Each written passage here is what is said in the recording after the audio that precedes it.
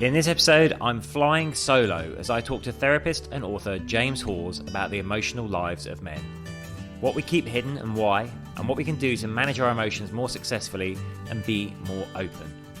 We also talk about communication in relationships and how both partners can play a role in facilitating both better relationships and increased intimacy. I hope you enjoy it.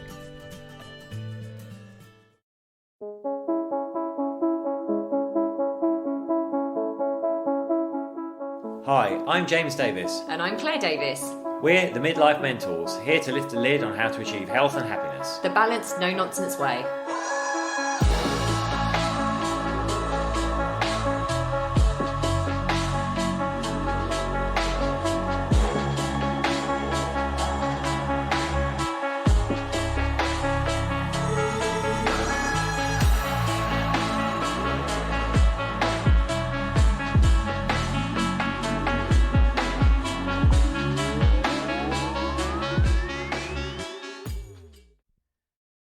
Hello and welcome to the Midlife Mentors podcast. This week we're joined by a special guest, James Hawes, who's written a book, The Secret Lives of Men.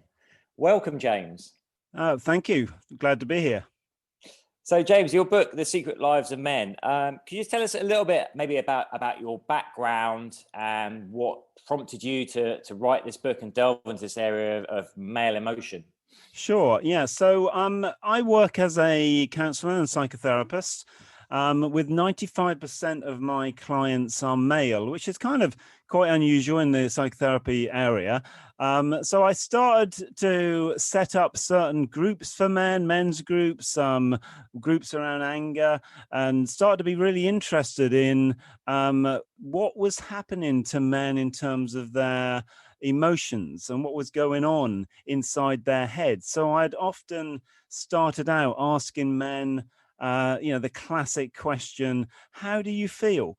And I was getting kind of 6 words back, okay, not bad, fine, all right, normal. And that's all they had. And I started thinking, well, actually, that's not really kind of that helpful in terms of, the feeling kind of spectrum.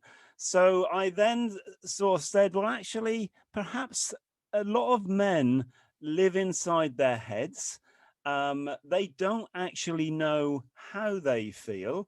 And in terms of with their partners or with their wives, often women, if they're in a heterosexual relationship, have no idea what is going on inside of his head or what he's thinking, because men often, not always, don't talk about how they feel. So there's kind of a mystery. And that's the kind of sense of where The Secret Lives of Men came from.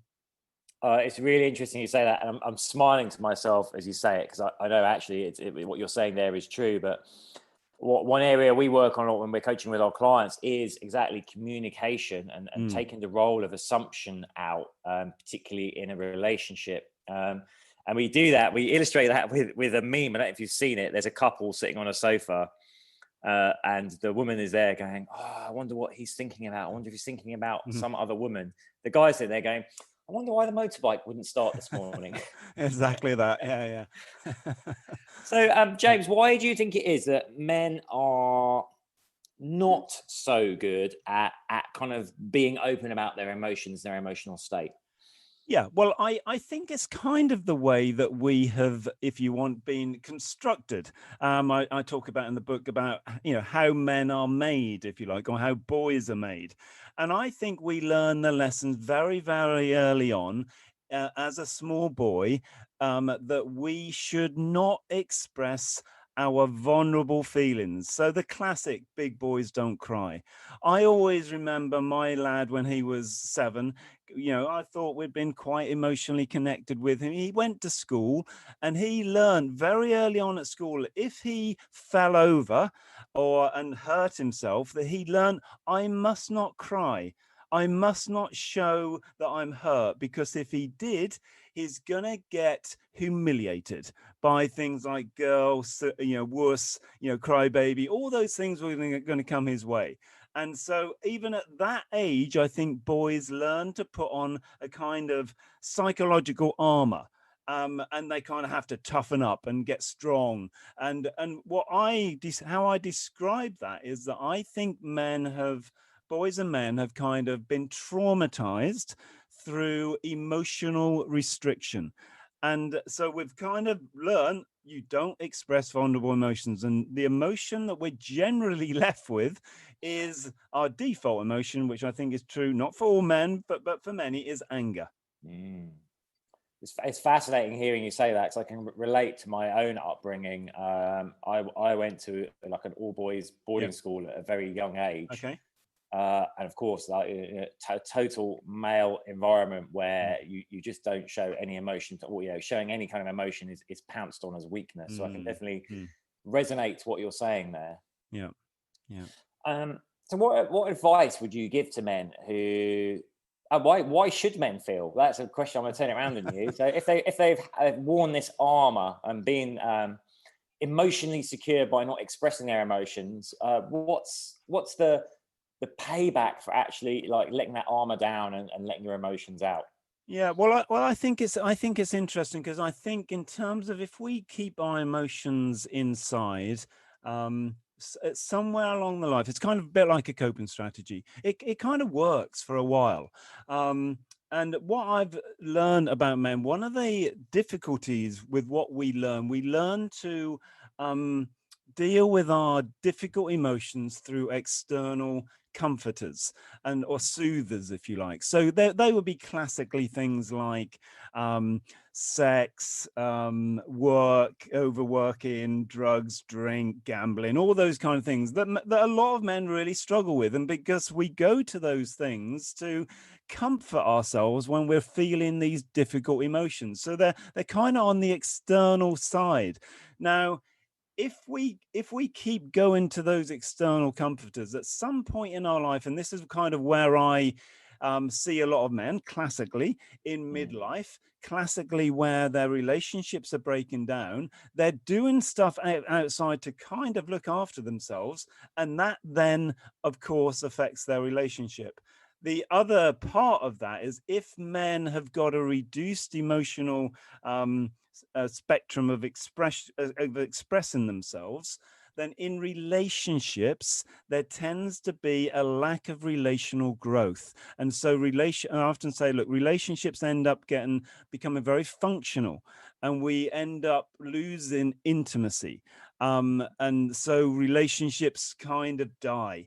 And then, if you want, in terms of classically in midlife, what happens in midlife is that sometimes relationships kind of fizzle out, and men, not just men, women as well, but men will okay, I need an external comforter, let's have an affair, I need a bit of energy somewhere, because that's how I've learned to feel better about myself. And so external comforters, or you could say self-reliance, ends up being unhelpful and unhealthy. Yeah, I hear you on that. It's looking for those external validations and external comforters rather than doing the hard internal work. Yeah, absolutely. Which is kind of like, I guess, a default position for a lot of people to go to, because it's a lot easier to distract yourself from the internal by doing something external. What we always say to people is like that, because we hear this quite commonly. It's like, I'm really deeply unhappy where I am, but if I got a new partner, or if I changed my job, or if I went to live here, they're like, well, hold on. Yes, you may be happy for a very short space of time, but you're just changing the external part there, when clearly there's an internal part that needs work as well. Exactly that. Yeah. And James, what do you think about, because I've looked into this quite a lot, it fascinates me. There's quite a lot of research, yes, men, and particularly at midlife and older retirement age, suffer as well, because they tend to have a narrower social network than women. Yeah. Yes. Do you think that's true? Yeah, absolutely. I think it's when I work with men in groups, and over the years, men often don't have friends. If they're in relationships, they often rely on their partner to do often the social work in their relationship, the relational work and the emotional work. And so men really struggle to build relationships. Now, they may have friends from when they went to school or university, these old friends, they may kind of still be connected with them, but creating new friends has been really difficult. I've seen research from, when men reach 35, they don't create any more new friendships. So they end up becoming quite lonely and isolated. And I think a lot of men actually, if they're not physically isolated, they're almost always emotionally isolated. I often tell the story of you'll get men, even if they do have friends, and they can spend every weekend playing football or watching football under the bonnet of their car, fishing together, and in 25 years they've never said to their mate, their friend, do you know what, Jim? I really like being with you. I really like your company. Or perhaps, I really love you. I spend all this time with you. We never say it. And so there's a kind of, men can think, I'm not sure. I don't know. So when we get men in men's groups, suddenly, men we're creating an environment where men can talk about their vulnerability, talk freely, which men are quite capable of doing. And suddenly they're all nodding along thinking, yeah, that's exactly what I feel. And yeah, I would like to show more intimacy to my male friends and maybe even my female friends or my wife or my partner and things like that. Oh yeah, no. Again, something that definitely resonates with me, and I think due to my upbringing, I was definitely very emotionally reserved, and I've done a lot of work on that. So now, I love giving my friends a hug, and Yep. yeah, and doing that hard work has really paid so many benefits for me. I guess for our listeners, our male listeners out there that may be feeling, some of this is resonating with me. I do feel like I'm a little emotionally closed down, and that's impacting my relationship with my friends or my romantic relationship. What tips could you give men out there to start working on this and start opening up? Sure. Well, so in the book, and one of the key parts of the book is what I describe kind of my emotional fitness program. So I often kind of for many years, trying to bring this parity between physical fitness and emotional fitness. Most of us will know what we need to do. We may not do it, but we know what physical fitness is, what the components are. Few of us will know what the components of emotional fitness are, and yet we will be expressing and feeling feelings all the time. And I'd say emotional fitness is like when we are able to feel and express the right feeling at the right time in the right way to the right person. Now, if we're going to get emotionally fit, or as I would say, build emotional muscle, stretch muscles that we've not done for many years, and do emotional exercise, we need to kind of get some discipline. And so my emotional fitness program, I mean, that's just a couple of things. The first part is that it's a bit like waking up, becoming more aware. Okay, I've got all of these feelings that I'm not kind of connected with. So I often say to men, look, the first part is awareness. And that means maybe you need to start in your daily routine, checking in with yourself. Okay, I'm going to have just say to myself, sitting on the toilet or whatever, how am I feeling? I'm going to ask that question to myself, which is a kind of strange question for a lot of us. What's going on in there? And I often also say, look, our body and our emotion are one. So start to listen to your body. I often say, look, men beat their bodies, work their bodies, build their bodies. Few of us have learned to listen to our bodies. And there's a lot of information there. And the other little tip on the body thing is to start to notice our face. So I think most of us as men, we've learnt to meet the world with a poker face, our default face, our resting face, whatever you want to call it. And I say to men that when you do your check-in, you might go to the bathroom, look in the mirror and look at your face. Is your face telling the world what you actually feel on the inside?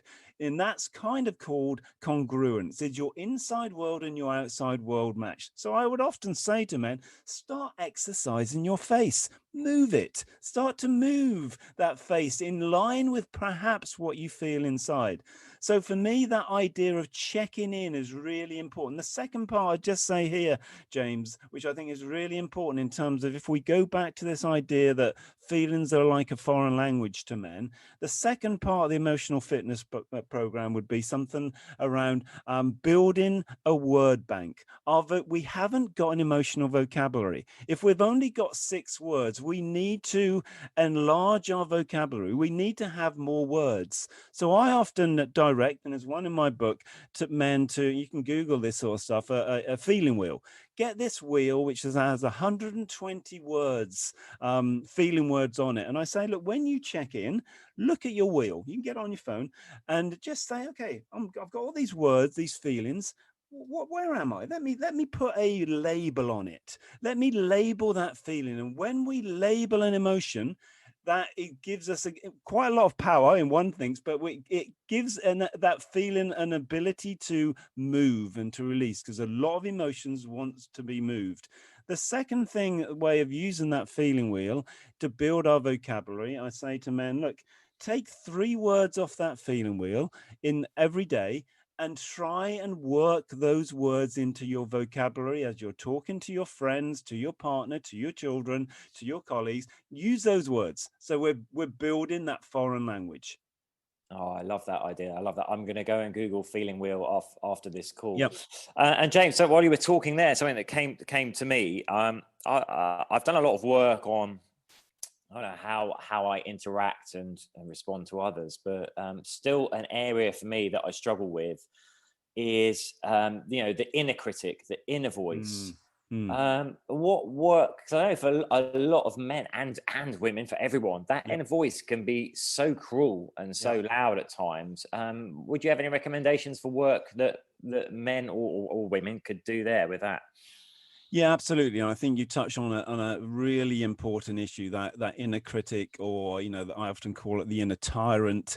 And that would be that part, tyrant, often given it a name, I think can be useful, that is part of the emotional fitness program. It's the last part, which is, I would say, how do we develop self-empathy, compassion, if you like, self-love? And for me, one of the things that I have worked with in men in terms of listening to that inner dialogue or inner chatter, if you like, number one, become conscious of it. Oh my goodness, I've just called myself stupid, or I put myself down.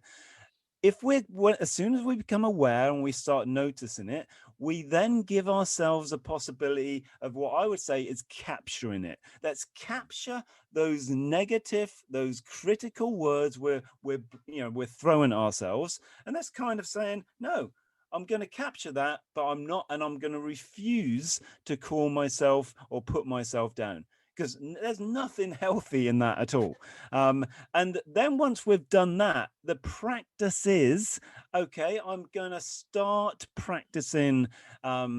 Could be gratitude, in terms of to be thankful about things that are going on in my life, but I'm also going to start being a lot more positive about myself. And it's kind of that part, isn't it, about, right, letting myself off the hook.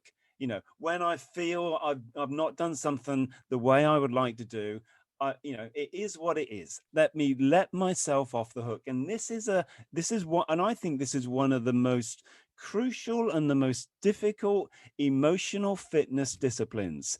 And when we can nail that, there is a kind of real kind of freedom, because we will go there. I go there. I've been there this week. I kind of give myself a hard time. Oh dear, why did I do that? I can't believe I did that. I didn't put enough time into that. And that's okay. It's going to happen. But as soon as we can catch it, think, okay, it's it. Just let myself off the hook. That I often say, it is what it is. It's done. I can't get it back. So stop beating myself up.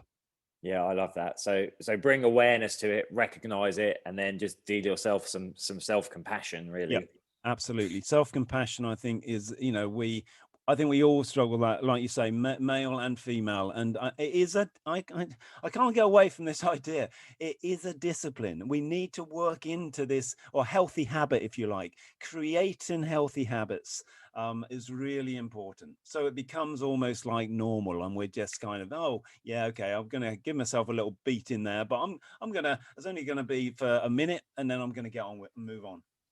Fantastic. James, we've talked a lot there about the kind of work that individual can do on themselves.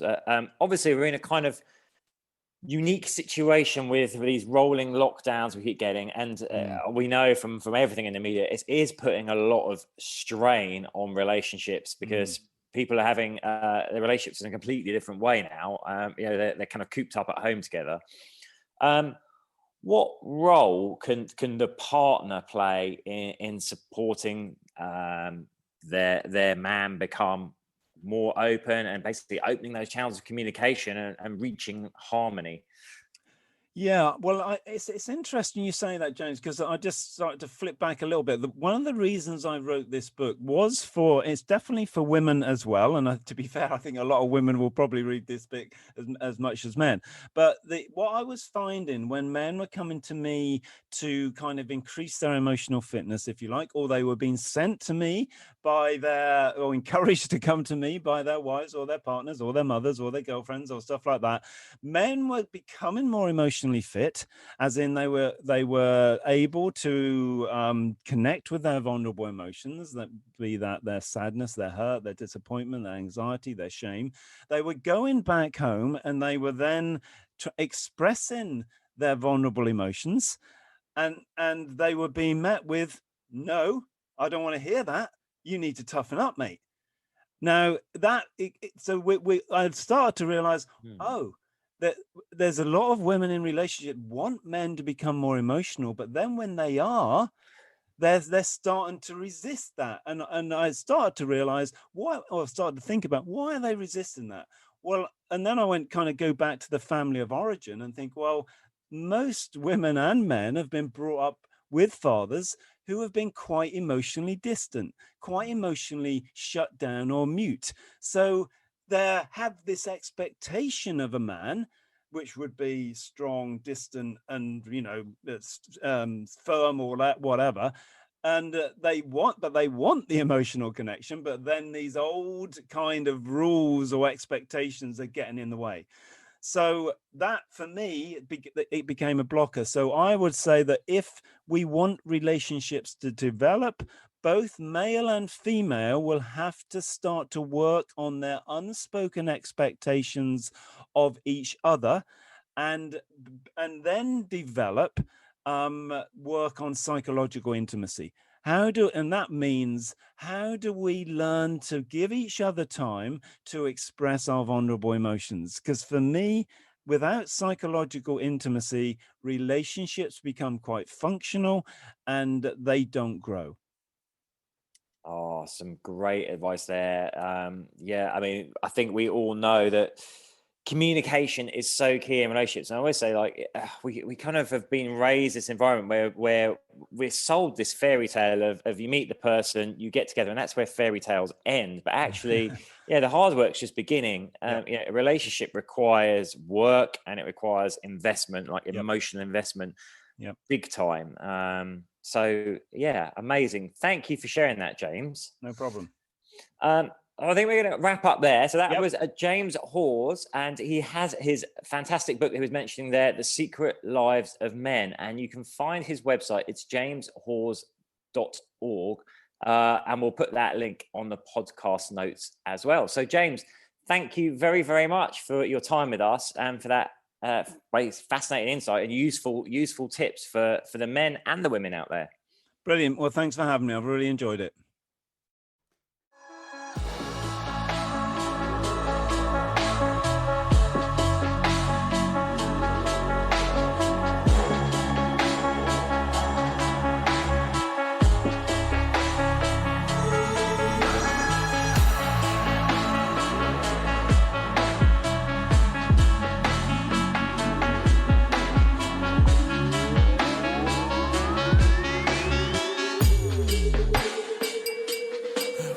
Yeah. You've been listening to the Midlife Mentors with Claire and James Davis. We'd love to hear from you. So drop us a line at info@themidlifementors.com with any questions or topic suggestions. And make sure you join us on our Facebook page and YouTube channel. You can find us under the Midlife Mentors. Yeah. What? Yeah.